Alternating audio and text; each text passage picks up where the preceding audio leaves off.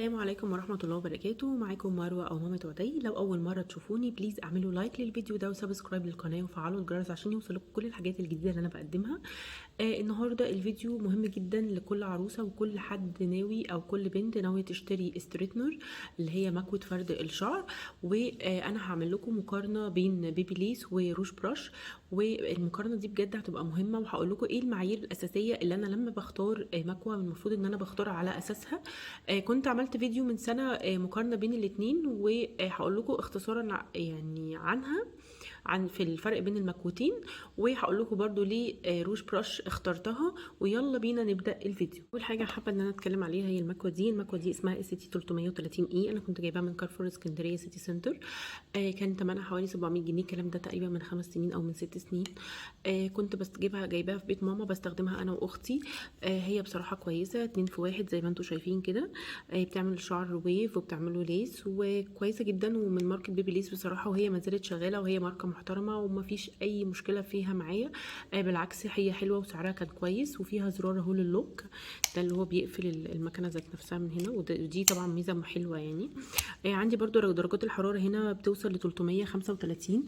بالنسبه للزراير عندي زرار اللي هو ده زرار الباور. تمام، انا هفتح بس كده اهو زرار الباور، وعندي اهو الدرجات اهو بتبدا ان هي تنور وتروح وتيجي لغايه لما الدرجه تثبت. وبعدين عندي هنا زرار البروتكت اللي هو ده البروتكت اللي هو لحمايه الشعريه ما بتزيدش عن 180 درجه.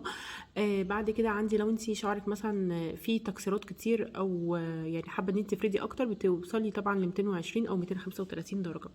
المكوه دي من المكاوي اللي انا حبيتها، ما عنديش اي مشكله فيها خالص. بس كان مجرد ان انا اشتريت المكوه اللي بعديها، وان انا حابه ان انا اجرب حاجه جديده وتكون يعني حاجه في بيتي بقى، حبيت ان انا اجيب حاجه مميزه.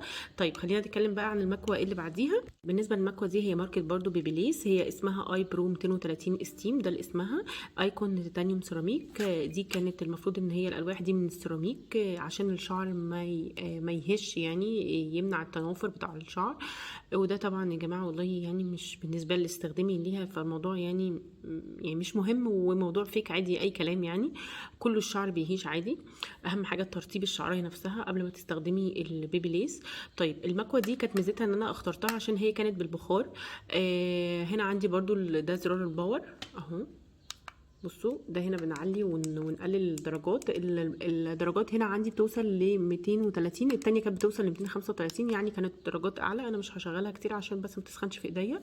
البخار هنا عندي اللي هو الجزء ده اللي هو الخاص ب ان انا بحط فيه الميه. بشيل الجزئيه دي كده وبحط فيه الميه عشان البخار، وبرجعها تاني. تمام، وبعد ما بخلص بشيل طبعا الميه منها. ثانيه كده اهي. تمام، وببدأ ان انا ارجعها تاني يعني في مكانها اهي. تمام. طيب عندي برضو من ضمن ميزه المكوه دي ان هي فيها مشط. المشاط كده معرفش انتوا شايفينها ولا لا اهي. بصوا اهو كده باينه شويه اهو كده مستويين للمشاط، ان هي بتحاول ان هي تسرح الشعر اكتر. طيب المكوه دي انا حبيتها ولا لا؟ بصراحه انا حبيت المكوه التانية اللي هي الاولانيه سوري اكتر. حبيتها في ايه؟ حبيتها ان هي دي اتقل شويه، عريضه، ما بتوصلش لجذور الشعر، ما بتتفتحش يعني سوري ما بتتقفلش بزرار لوك. فدي برده ما كانتش يعتبر ميزه بالنسبه لي ان هي ما بتتقفلش بزرار لوك، يعني كنت حابه ان هي تتقفل كده، بس كانت ميزه بالنسبه لي ان هي جايه معاها الجراب بتاع البيبي ليس، وزي ما انتم شايفين كده مكتوب عليه بيبي ليس. و براندد بنفس اسم الشركه. وهي استخدامي ليها بصراحه هي كويسه، بس ما كانش يعني انا كنت حاسه ان التانية يعني افضل، وقلت لكم كده في الفيديو اللي فات ان التانية بالنسبه لي افضل، وما زلت برضو ان التانية بالنسبه لي افضل في خفيه وزنها، وفي ان انا بقدر ان انا اتحكم فيها اكتر. لكن دي تقلها شويه مش بيخليني اتحكم يعني. وكنت اتمنى ان حد يقول لي الكلام ده بصراحه قبل ما اشتري المكوه دي، بس هي ما زالت معايا، هي شغاله عادي وكويسه. التالت مكوة عندي هي مكوة روج براش. انا ليه اخترت البراند ده اللي هو روج براش؟ انا اخترت روج براش عشان كان عندي تجربة حلوة مع هابلين، ان انا المكوة كنت طالبة مكنة حلاقة شعر رجالي اللي هي مكنة بتاعت الدقن والشعر، والمكنة دي اتكسرت مننا، ورجعت لخدمة العملاء بتاعت هابلين. هو هابلين عموما وروج براش هما الاتنين نفس الشركة، فكلموني وقالوا لي ان مفيش قطع غيار، ولازم يوصلوا معايا لحاجة ترضيني، ورجعوا لي فلوس مكنة الحلاقة كاملة من غير غير اي حاجه يعني، ولا خصم اي جنيه. نفس الفلوس اللي انا دفعتها بالظبط رجعت لي على يعني على الفيزا بتاعتي. و وهي بصراحة كانت شركة محترمة، عشان كده حبيت ان انا اجرب منها حاجة تاني، وحبيت ان انا اجرب المكوة بتاعة روج براش. هي انا اخترتها، اخترت روج براش اكس 1 برو، اللي هي الستريتنر. اخترتها عشان هي مش عريضة، زي ما انا قلت لكم انا ما بقيتش احب الحاجة العريضة. اخترتها ان هي خفيفة ومش عريضة، وكان عليها اوفر، كانت ب 1900 جنيه بدل 2200. واللي هي يعتبر المكوة بصراحة هي كويسة، درجة الحرارة بتاعتها بتوصل ل 230.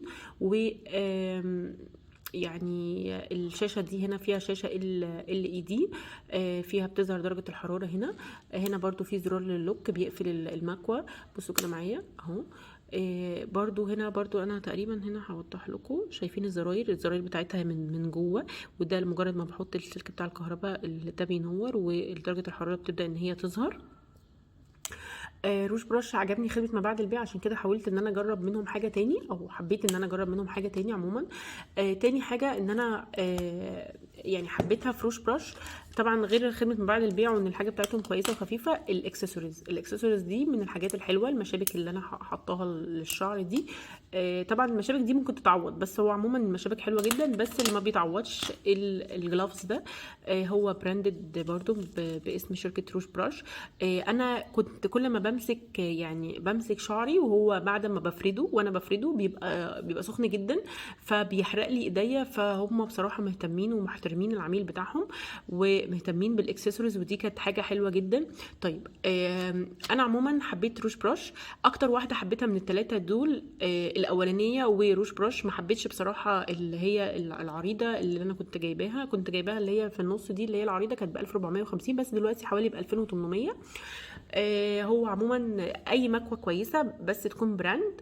حاولي ان انت وانت بتختاري المكوه بتاعتك ان انت تختاري مكوه تكون محترمه من شركه محترمه. خدمه ما بعد البيع بتاعتها كويسه. ارشح لكم روج براش في خدمه ما بعد البيع بتاعتهم كويسه جدا جدا. طبعا يعني انت لو عروسه مش لازم تجيبي حاجه غاليه جدا، حاولي ان انت تجيبي حاجه متوسطه في السعر، لغايه لما تشوفي انت يعني هترتاحي في ايه في مسكه المكوه، في الحاجه اللي انت تستخدميها، وتشوفي هترتاحي في ايه. بجد بجد بجد مش لازم احلى حاجه هي اغلى حاجه. انا شفت عندهم حاجات تانية اغلى من كده بس ما حبيتهاش، يعني حبيت ان انا اختار حاجه بناء على استخدامي. فاستخدامي كان اللي هو المكوه اللي هي ما تكونش عريضه وتكون خفيفه وتكون سهله كده معايا في الاستخدام. فهم كلهم شغالين معايا، ما فيش حاجه يعني مثلا باظت عشان كده انا طلبت دي، لا كلهم كويسين معايا جدا.